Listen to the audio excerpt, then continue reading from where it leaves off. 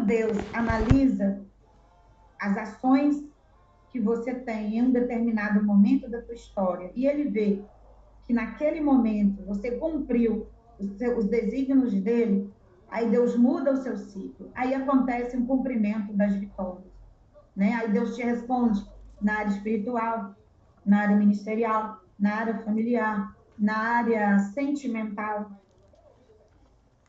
né? Em todas as áreas. Por quê? Porque quem constrói é você. Você vai colocar a mão aqui no seu peito e falar assim: eu sou o agente construtor e transformador da minha vida, né? Não espere que Deus vai usar um anjo para fazer para você, é você.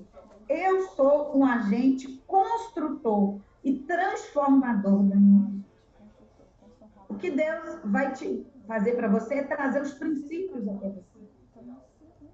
E Ele vai lutar por você nas regiões celestiais, né? Em lugares onde você não pode ir, Ele vai por você. O que você não pode fazer, Ele vai fazer por você. Aonde as suas mãos não podem tocar, Ele vai tocar para você. Aonde os seus pés não podem alcançar, os pés de Deus vão alcançar para você. Mas o agente de transformação é você.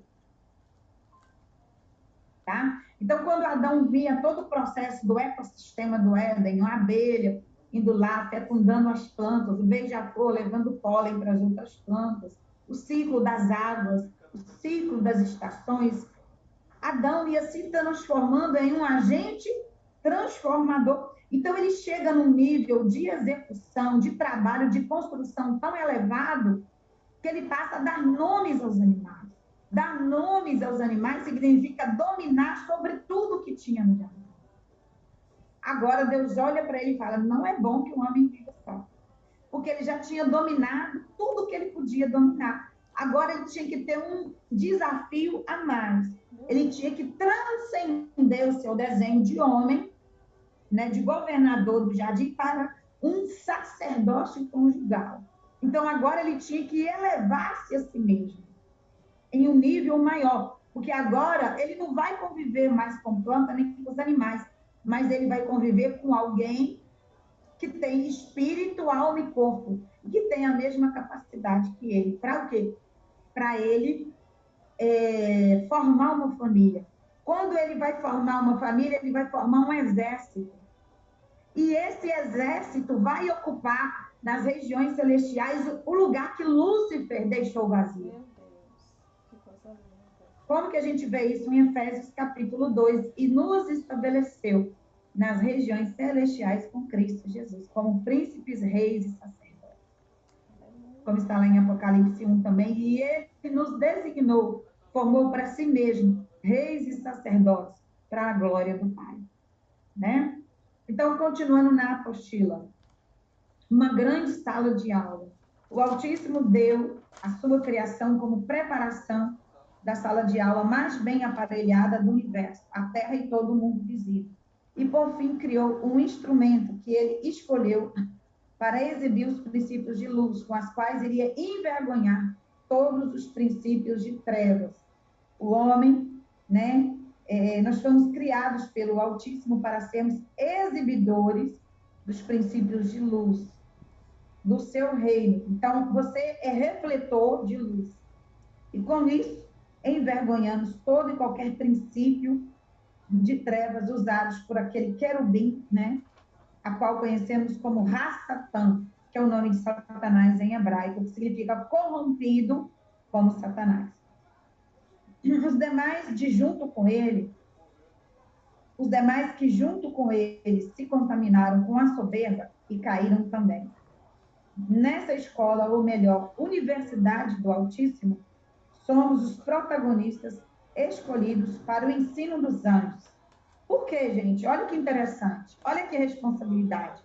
Os anjos que não caíram na presença de Deus, que ainda estão trabalhando com Deus, a Bíblia fala lá em Hebreus que eles são conservos nossos, né? Que eles são ministros, labaredas de fogo, usados, né? Enviados a trabalhar como cooperadores da obra de Deus na terra em favor dos homens.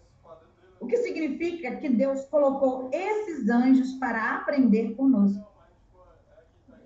Por quê? Porque nos céus, na Nova Jerusalém, nós vamos governar os anjos. Nós vamos ocupar o cargo que era de Lúcifer, que ele abandonou. Então, agora, esses anjos nos observam para aprender conosco o sacerdócio. Porque eles não são a imagem e semelhança de Deus, mas nós somos. Olha, que responsabilidade. Isso vai estar lá em Efésios 3:10, que está aqui na apostila. Ó. Então, nessa escola, ou melhor, Universidade do Altíssimo, somos os protagonistas escolhidos para o ensino dos anjos, sem esquecer que nós mesmos também aprendemos muito. Nós lemos essa maravilha pedagógica do Altíssimo em Efésios 3:10, onde os principados e potestades nas regiões celestes aprendem com o corpo de Cristo, que somos nós, o que cremos acerca da multiforme sabedoria do Altíssimo, né? Olha o que a palavra nos diz em Efésios 3:10. Para que, pelo corpo de Cristo, a multiforme sabedoria do Altíssimo se torne conhecida agora dos principados e potestades nos lugares celestiais. Assim, as Escrituras afirmam que é por intermédio dos que creem em Jesus que a multiforme sabedoria de Deus se torna conhecida pelas diversas classes de espíritos celestiais. E essas classes são chamadas de principados e potestades. Ok? Passando para a página 6. Continuando a leitura. Deus tem um propósito espiritual para com o universo. Um espírito capaz de dar existência ao universo, tal como o que contemplamos, não faria sem ter uma vista muito grande, de um muito grande propósito. Grande, compreensivo e até glorioso para o próprio universo.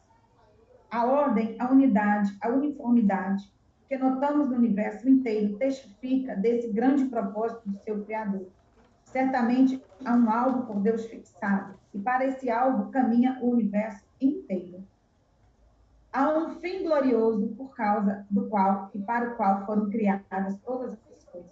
E este alvo sublime, este fim glorioso, é todo moral e espiritual. Desde que Deus é espírito, o fim de todas as coisas há de ser espiritual. O universo inteiro só pode ser realmente compreendido do ponto de vista espiritual. Há neles seres espirituais, e é bom que achemos o verdadeiro propósito de Deus em criá-los. Ainda mais, essa ideia é primeiramente sugerida, pelo menos no fato de que cada reino inferior serve a um reino superior.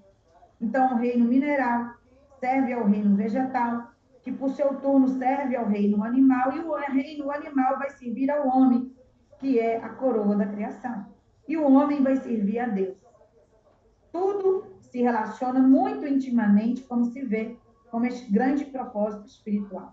Também na bondade perfeita de Deus temos outra prova poderosa de que o seu propósito no universo é inteiramente espiritual. Né? Sendo Deus perfeitamente bom, só poderia marcar o melhor e mais sublime alvo para a sua criação. A melhor definição que poderíamos apresentar desse propósito espiritual que Deus tem para com o universo seria o seguinte: o propósito de Deus em criar, sustentar e dirigir o universo é criar espíritos livres, capazes de bondade e trazê-los em íntima comunhão consigo mesmo. Isso é o que a revelação cristã nos ensina sobre o propósito de Deus para com o universo. Tudo tem por fim a glória de Deus e a salvação do homem. Mas quando um ser criado rompe um princípio eterno, o que é que pode acontecer? Há uma guerra sendo travada. Né? É uma pergunta: há uma guerra sendo travada? Existe no mundo um conceito muito errado de que a realidade dessa nossa existência seria uma enorme guerra sendo travada entre Deus e Satanás. Esse entendimento errado os coloca em igualdade de condições, o que é totalmente irreal e o que Satanás sempre quis. Não há, nunca houve e nunca vai haver guerra nenhuma entre Deus e Satanás. Como pode um vaso de barro lutar contra o oleiro que eu fiz, né? Isso só duraria, nunca duraria. Essa luta só duraria um sopro, né? Como foi? Né? Satanás tentou lutar contra Deus e num sopro, né, Deus precipitou Satanás para a terra. Então, a realidade dessa existência é, assim, uma guerra de princípios. Princípios de luz, do reino de luz, contra princípios de trevas. Fomos criados por ele para sermos exibidores dos princípios de luz. Então, ao exibirmos os princípios de luz, estamos anulando os princípios de trevas e conhecendo Satanás e seus anjos caídos. Então, Deus, em sua infinita sabedoria, permitiu que Satanás ainda continuasse com certa liberdade de ação, mudando a página para a página 7. Pois, né, para que fossem conhecidos, para que fossem confrontados com frutos da humildade. E isso fossem reduzidos a nada. E nós somos instrumentos escolhidos por Deus para exibir a humildade. Então, Satanás age para manifestar a soberba e nós para manifestar a humildade. Não há, portanto, uma guerra entre o Altíssimo e Satanás, e sim uma guerra entre nós e Satanás. Pois o mesmo fará sempre tudo o que for possível para nos conduzir à soberba. Fará sempre tudo o que estiver ao seu alcance para nos corromper com princípios de trevas. Contudo, se vivermos os princípios de luz, teremos todo o poder sobre ele em todo o tempo. Amém? Então, vou dar uma paradinha aí para trazer isso para vocês. Né? O que é um propósito moral de Deus? Veja bem, a matéria que lida com a moral é a filosofia. Tá? Como que eu sei qual é a minha moral? Através da minha ética comportamental. Quando eu tenho um comportamento, quando eu ajo dessa ou daquela forma, eu vou expressar os conceitos, os valores, os princípios pelas quais eu fui formada, né? Então, Deus, ele não revela a sua essência na Bíblia. Deus, ele revela o quê? A sua capacidade moral através dos seus atributos. Então, Romanos, capítulo 1, verso 18 e seguintes, né? Vai nos dizer que o justo viverá da fé, certo? E que aquilo que de Deus pode ser revelado e manifesto, ele lhes manifestou. E manifestou a quem? Aos homens. De modo que esses são inexcusáveis, ou seja, indesculpáveis, porque tanto o seu eterno poder quanto a sua divindade se conhecem e podem ser conhecidos através das coisas que foram criadas. Então, o homem, ele investe, né, perverte a justiça pela injustiça, dando glória à criatura no lugar do Criador. Achando-se sábios, tornaram-se loucos, pelos quais Deus lhes entregou a um sentimento pervertido, obscurecendo-se os seus corações. Aí eles se tornaram detratores, perversos, caluniadores, infiéis nos contratos, né? Devedores uns dos outros, irreconciliáveis, aborrecedores de pais e mães, e até o uso natural dos homens, né? Se inflamando uns pelos outros, com as suas mulheres, se perderam, assim como também as mulheres passaram a ter desejos sexuais umas pelas outras, né? Pelo qual Deus entregou a eles a um sentimento e uma prática pervertida. Ou seja, através do comportamento de Lúcifer, que rompeu a aliança patriarcal, né? A gente não vai entrar nesses detalhes hoje, porque é da próxima aula, ele vai corromper o comportamento de Adão e Eva. Porque a árvore do conhecimento do bem e do mal estava no meio do jardim, como nós vamos ver na aula que vem lendo em Gênesis.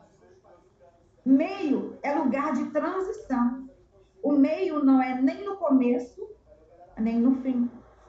Né? É uma fase de transição. É quando você sai do início, atravessa o meio para chegar ao fim. Então, por que a árvore do conhecimento ao lado da árvore da vida, estava no meio do jardim. Porque quando Adão ele já tivesse amadurecido em classe, em conhecimentos espirituais, psíquicos, emocionais, ele iria manifestar uma ética comportamental que sugerisse para Deus um amadurecimento a ponto de Deus permitir que ele conhecesse coisas além do que ele já tinha conhecido. Por isso, não experimenteis do fruto da árvore do conhecimento do bem ou do mal, porque ele ainda não tinha capacidade, resiliência e fortalecimento moral para conhecer tanta coisa sem se perverter com aquilo que ele viria a conhecer. Porque lá no céu, Lúcifer conheceu tudo que ele podia conhecer e rebeliou-se contra Deus. E por isso que para ele não há mais salvação. Porque a salvação vem pela fé. Né? E só Jesus pode salvar. Lúcifer não tinha como ser salvo, porque tudo que ainda nós vamos ver, ele já viu. Então, ele não pode mais exercer a fé, porque ele foi dado a conhecer todas as coisas, e ele não tem mais possibilidade de conhecer nada. E ele viu Deus face a face, ele viu Jesus. Então, ele não pode mais exercer a fé. Porque mesmo tendo visto e conhecido, ele decidiu se rebelar. Então, é por isso que Deus fecha o jardim para o homem não ter acesso à árvore da vida. Porque se o homem tivesse acesso, ele ia ficar em estado de rebelião eterna.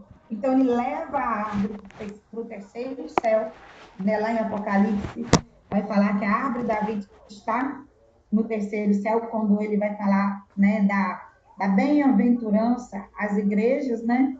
Dar-te-ei a árvore da vida que está no céu. Eu não sei para qual igreja, não me recordo agora. Eu não sei se é para Esmirna ou se é para Sardes. Eu vou verificar e vou colocar para vocês no grupo. Dar-te-ei a árvore da vida que está no Éden, no céu. Então, ele leva a árvore da vida para o homem não ficar eternamente em estado de rebelião.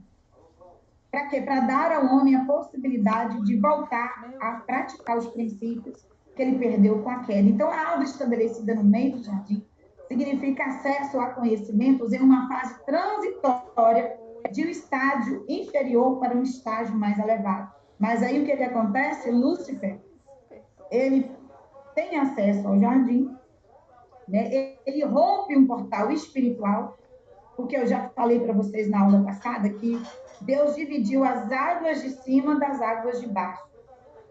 As águas de cima são territórios espirituais, as águas de baixo é a terra. Só que em cada território tem um portal. As dimensões, elas são separadas por portais. A dimensão na Terra, ela é separada por um firmamento que não tem nada a ver com o céu, porque céu é ambiente espiritual. Quando você olha para o alto e vê essa camada azul, isso é a camada atmosférica da Terra, que está mais próxima ao planeta, né? Porque tem ainda a mesosfera, a ionosfera e a estratosfera, que já é a divisão do globo terrestre com o espaço sideral, né? Aí a Vânia está falando que está em Apocalipse 22, mas também eu creio que está né, bem explicadinho ali. Nós vamos estar colocando para vocês ali no layout ali do grupo, né, do WhatsApp. Muito obrigada, missionária Vânia. Então, veja bem, ele separou com um firmamento. Firmamento em hebraico significa abóboda invisível, película. Então, por quê? Porque tinha portal na segunda dimensão. Quem que viveu, que continuou vivendo na segunda dimensão, onde existe o portal do abismo para os seres das trevas? Lúcifer e os anjos. Então, ele tinha que colocar um portal na Terra, porque a Terra é uma dimensão espiritual que está embrulhada numa película invisível. É como se fosse um papel insulfilme que protegesse a Terra. Mas não tinha como ela ficar em um território sem ter um portal. Então, Lúcifer se posiciona no portal. Qual que é o portal? Entre o terceiro céu, na ordem da criação, né? Não na ordem hierárquica, porque na ordem hierárquica é o céu onde Deus habita. Mas na última ordem da criação é a terra. Foi o último céu criado. Qual que é o portal entre essa dimensão e a dimensão do mundo tenebroso? A árvore do conhecimento do bem e do mal, ela era um portal. Então, significa que, de alguma forma, Lúcifer via Eva nesse portal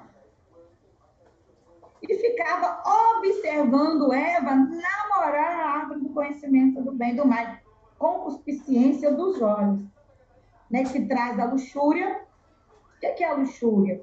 É um apelo ao que vai sustentar um desejo, né? Você vai usar uma imagem para poder acionar os seus sentidos espirituais, tá? E essa luxúria vai se transformar em lascívia, que é o quê? A lascívia é um comportamento de satisfação do desejo, tá? Que a Bíblia chama de concupiscência. Então, ela namorava aquele conhecimento.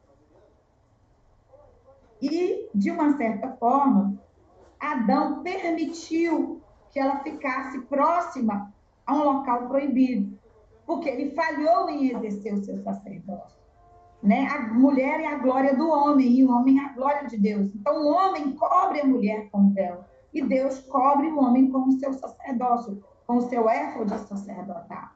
Então, tudo que nós temos visto hoje em vários lares, a gente chama de orfandade marital, tá? Ou aborto marital, ou falta de provisão do véu sacerdotal marital.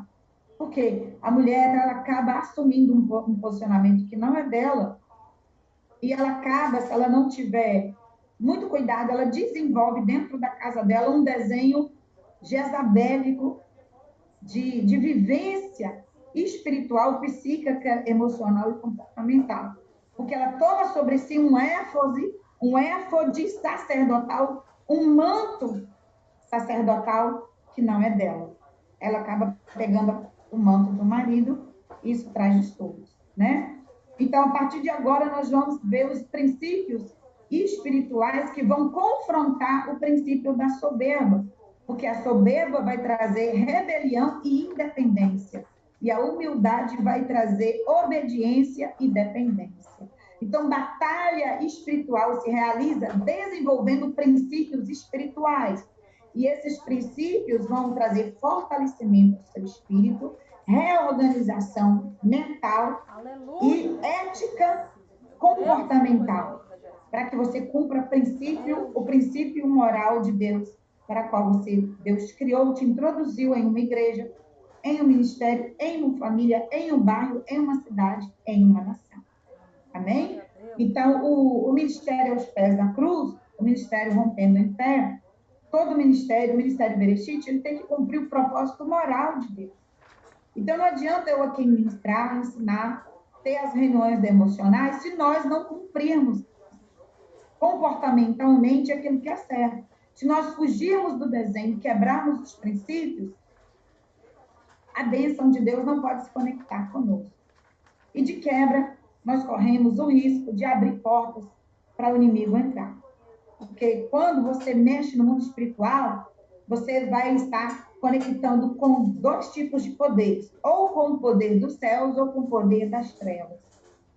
Porque o mundo espiritual ele é periférico, ele está em volta da Terra. Existe um portal acionado, né? Hoje a chave que abre a porta é a oração. Tá? Então, esses anjos decaídos, a partir do momento que a porta foi aberta do Éden, eles têm acesso à terra. Alguns não podem ter porque Deus não permite. Né? Eles estão presos em abismos eternos.